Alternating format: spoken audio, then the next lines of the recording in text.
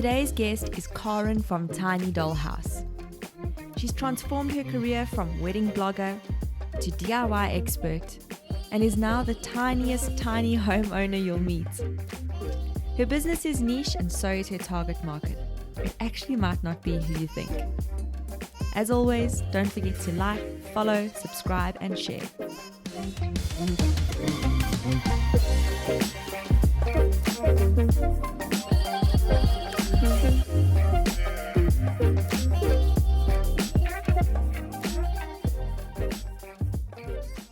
Karen, thank you so much for joining me. It's absolutely awesome to have you as a guest on my podcast. So thanks for joining.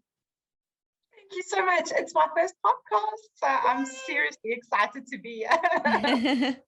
That's awesome. Yeah, you and I have done some work together before, and we've actually known each other for years and years and through many career changes and advancements. So it's good to be in this space with you, I must say. Yeah, thank you for inviting me. I'm really looking forward to this. Good. So, Karen, your journey and where you and I have kind of, been involved before. I first met you when I was in the makeup world. I think it was at like a wedding suppliers networking event. And in total honesty, when I saw your website and got introduced to Lovilee, it was my first introduction really to a successful blog anyway. I might have seen blogs, but yours was the first like really successful one. And I think that you've just kind of grown with the shift in times and being a bit of a leader in terms of like where that space has gone. Tell me a little bit about your journey, where you started and how you got to where you are today. Yeah, so Lovilee is 11 years old this year. So it's been quite a while. And I think we probably met about 8 or 9 years ago. Yeah. So and what started off, so there was 3 sections to the blog. Basically, I was getting married and I was like starting to post some of the DIYs that I was doing for my wedding.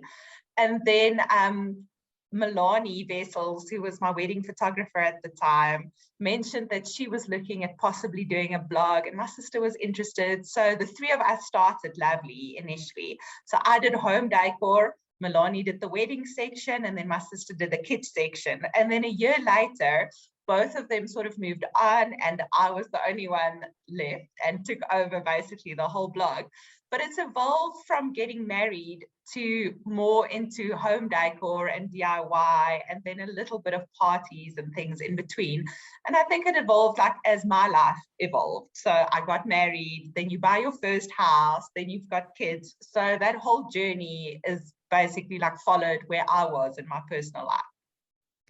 That's awesome. And I think it's such a great thing to be able to share. And I think what you've done so well in everything that you've done, you can definitely see the sort of brand that you've built out of your lifestyle and the journey and the different phases of life that so many women can relate to. Oh, thank you. Yeah, I've really tried. And it's all about telling a story. And when I started, I actually can't believe how everything looked when I started and how it looks now. I'm actually like proud about how things look now and how it progressed. So it's actually nice seeing your own growth, because I think a lot of the times if it's not documented on something physical like a blog or so on, then it's difficult to see the progress. But if you can compare where you're at now in terms of photos, in terms of various things that you've done and how you started, it's quite nice to see your own personal growth. Yeah, definitely. That's the beauty of the digital world. So your journey has progressed from bride to be, like you say, homeowner, mommy. And I think what's been so cute is to watch your kids grow up in the journey as well. And part of your new venture where you are now is what I'm so excited to talk to you about. I must say I'm very, very interested in this, is Tiny Dollhouse, because I think it's absolutely amazing. Tell us a bit about Tiny Dollhouse. So I'm absolutely obsessed with tiny things. So how this whole thing started is my bestie Matchet Love, who I also met through the blog a few years ago. She moved to Holland, and about 3 years ago, she sent me this photo of a modern miniature dollhouse in one of the shop windows, and it was like the end. I could not believe my eyes when I saw this. So I had a little dollhouse when I was growing up.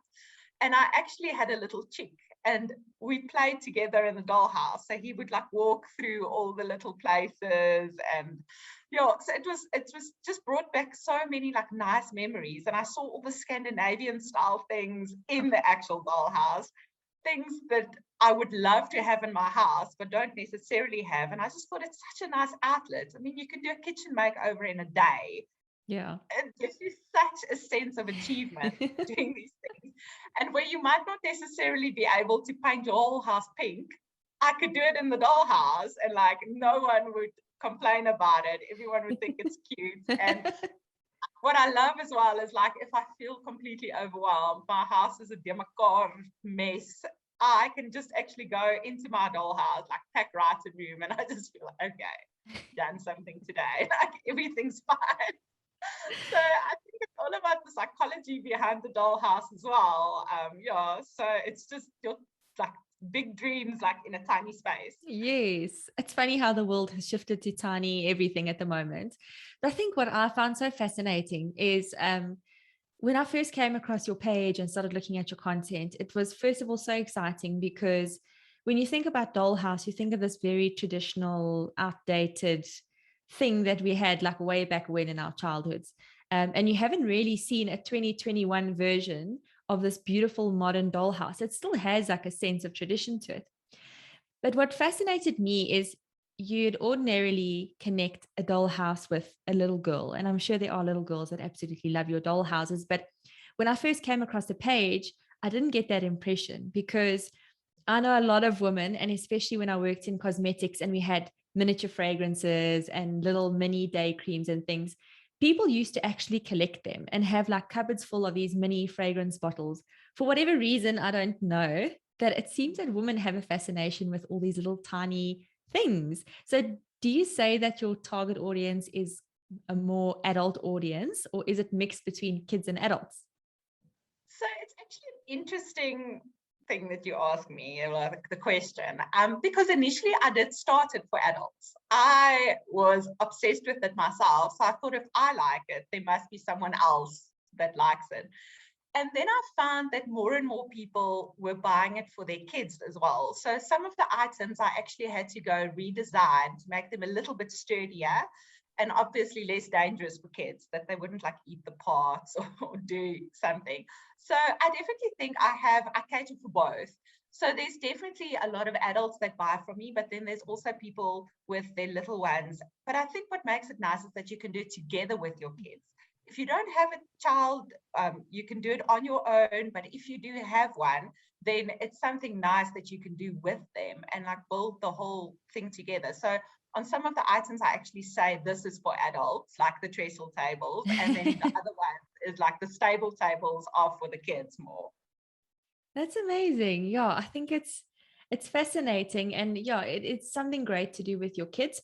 But I would also imagine, I mean, even just looking at the kind of games that get advertised to me as a 30-something female is these home remodeling games where you can go and like redesign a kitchen or whatever. So that definitely has a sense of appeal to adult women. Do you find, I mean, you are into home decor and DIY. Do you use your dollhouse as a way to like plan your next DIY project? Because that's what I would do. So yes, I think there is a part of me that plans it. But what I found now recently is I've got the big things and I try and make them tiny. So for instance, I did a big mud cloth wallpaper DIY on my wall, and then I tried to minify it. No. So it's quite nice to see how it would look in other rooms, because it's obviously very time consuming to do the same wallpaper in all the different walls in your house, but like to do it in a little space is so easy and like, yeah, just easy to do. And it's also like kind of aspirational. So some of the things that I see you put in your tiny dollhouse or the things that are on your page are just so beautiful. And to be able to build this like dream room or dream house, it costs a lot less than being able to do it in your actual home. And exactly like you said, I think you get this sense of fulfillment, like when you have this perfect little rug and all the little accessories as well. I mean, it's cupcakes on the kitchen counter and Yeah, no, it's definitely the ideal dream house that you can build, and it's never messy. It's always Pinterest perfect, so you can get of it. course And it like is with you. pink, so I I literally pinkify everything in my dollhouse, and I'm just happy like looking at it. Maybe that's what I love about it, is that it's so pink and girly and pretty, because that's so me as well. One of my favorite items that I actually imported was a tiny little mixer, which I paid I so saw much. that. And I just thought I don't really cook.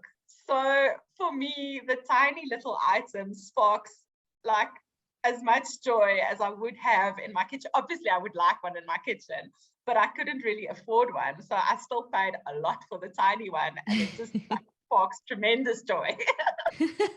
I actually saw that, and it's funny because when I was, I don't know, about 18, just leaving school, and I saw one of those beautiful mixes. I don't know if it was a Kenwood or one of them, but it looks exactly like the miniature that you have.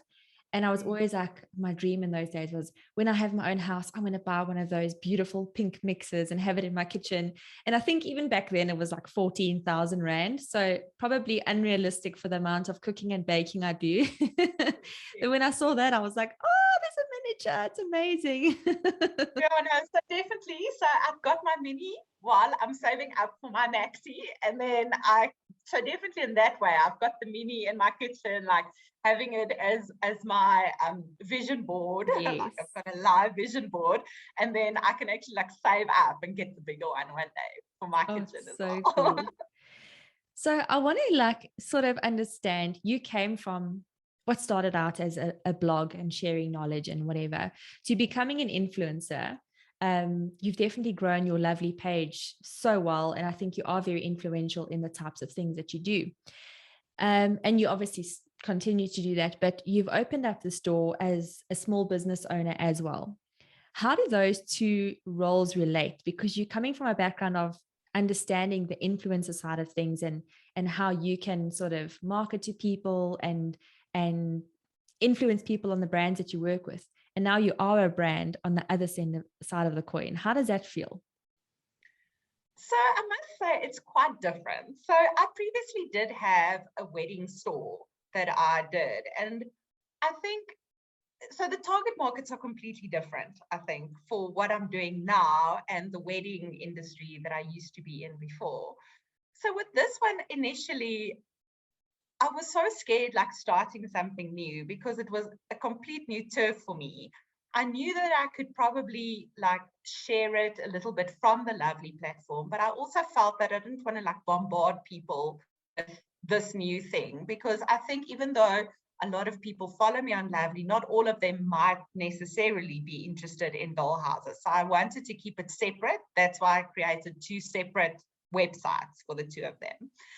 And it is quite different for me because initially I like also had to start planning my marketing, how I was going to get the word out there. And even though I was sharing it through Lovilee, there was still other things I needed to do beforehand. So the main thing for me is I thought about from which companies do I buy normally? And it's the ones that has beautiful packaging, that's got a beautiful web presence. And I think photos do sell. I mean, I could take a photo on my cell phone in the dark and try and sell exactly the same item. Then I get a professional photographer to take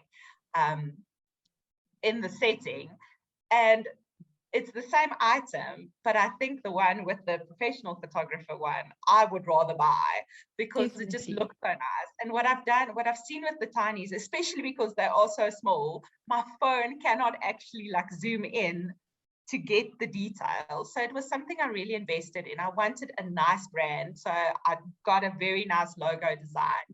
I worked on my website. Yes, I did it myself, but I think you need to focus on the things that you are good at. If you're good at logo design, then do your own logo design. You don't necessarily have to outsource everything, but I think there's important components. You need to have a nice brand identity, nice photos for sure, an easy to navigate website, and it's something that you need to build on the whole time.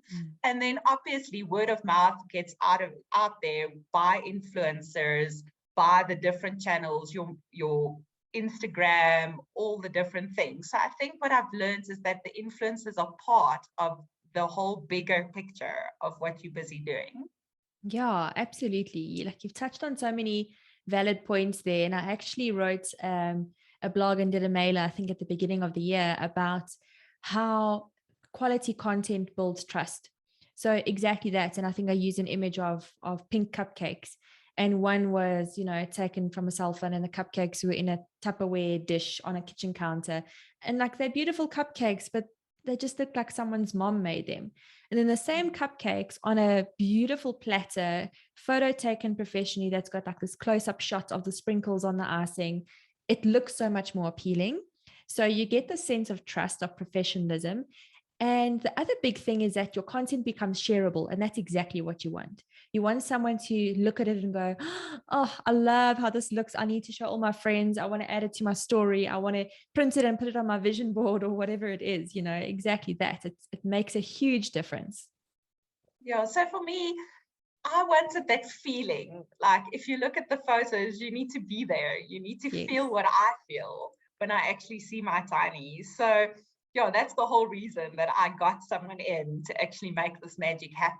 And I think everyone plays like such a part in different things. And I do understand that when you start a business, you might not always have the budget to do everything. So I did little pieces by little pieces, just to get it together. And I like researched, and I like found people, and I spoke to them. But I think all in all, that really helped my business to grow. And I was so scared. The first 3 months, I barely had any sales. And I thought, oh, maybe I'm the only tiny lover in the whole world.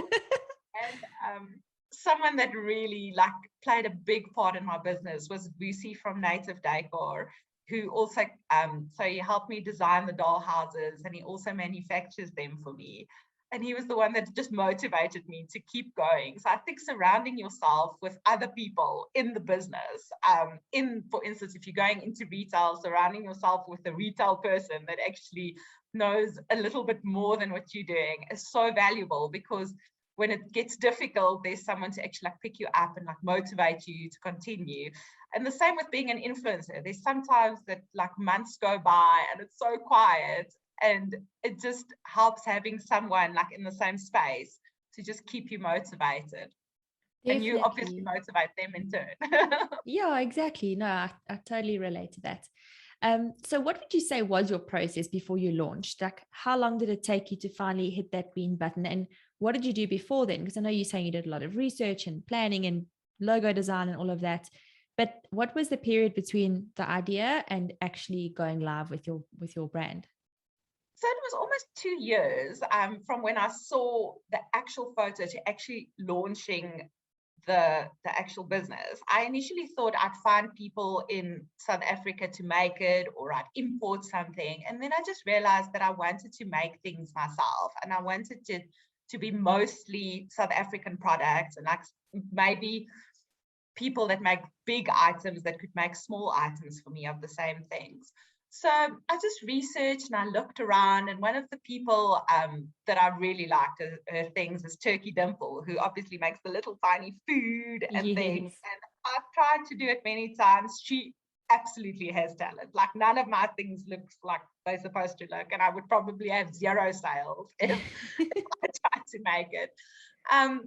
So beforehand, we obviously, the biggest thing I wanted was to sell a doll's house. So if you want to sell a doll's house, you actually need to have a doll's house to sell. And I decided I wanted something flat pack, just because flat pack is so much more appealing to me. I love that little bit of DIY, and I wanted it to be a DIY thing for you to not necessarily buy the whole house completed with everything. I want you, like, for me, it's a journey. Like, I see something now, I see a toothpaste cap, and I think, oh my goodness, it can be turned into a lampshade, or I pick something up, and like, it changes your whole vision. Like, when you start with a dollhouse, because nothing is just a toothpaste cap, nothing is just a deodorant something. You can always turn it into something magical, which I think is a nice thing. So I started with the dollhouse design and concept, and I had to get someone involved to actually, so I did this drawing on paper of what I wanted, but I couldn't actually like translate it into however it needed to be manufactured. So I had to get someone to do that. I had to get my logo designed beforehand, and then we were busy working with the prototypes, and then we went the whole Corona lockdowns, Ugh. the first lockdown started. So we couldn't actually start with the business because we couldn't get the prototypes to me.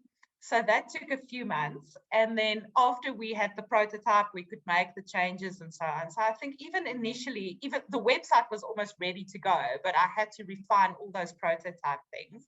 So it's been just over a year now, but I would say it was 2 years of like planning before I could actually get it going.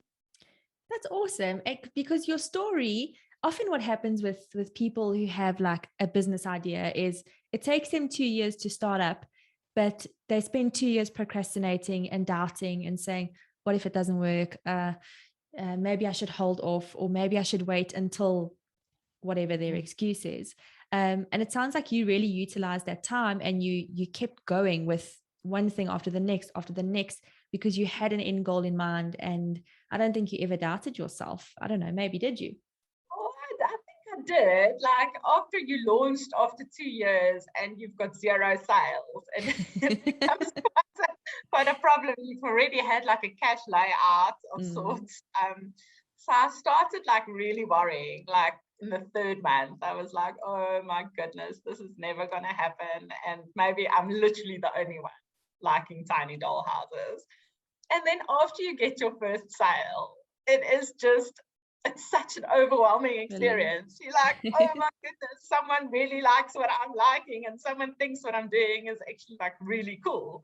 So I think that just kept, and then the sales just started coming in, which was just amazing. And yeah, so it's a constant process. I mean, now you have something, but you also want to keep it fresh and new. Like if art mirrors are in fashion, that's what I want in the dollhouse, because that's what I think other people would want in the dollhouse.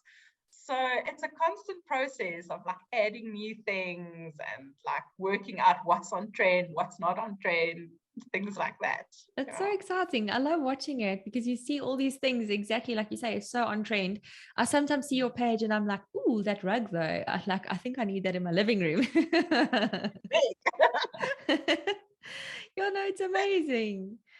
Yeah, Corrie, I really wish you all the best. I have no doubt that you will continue to grow this business and Lovilee, because you're just so passionate about what you do, and it's evident in your work. That's why you have the success that you have. And I just must commend you for that. I'm a huge fan of yours. Thank you so much. I really appreciate the time sharing my little journey with you. Oh, it's magical. And I'll post all the links in the comments and everything else. And I'm sure we'll have a chat down the line as well. Fabulous. Looking forward to it. Cool, Corrie. Have a good one. Thanks. Ciao.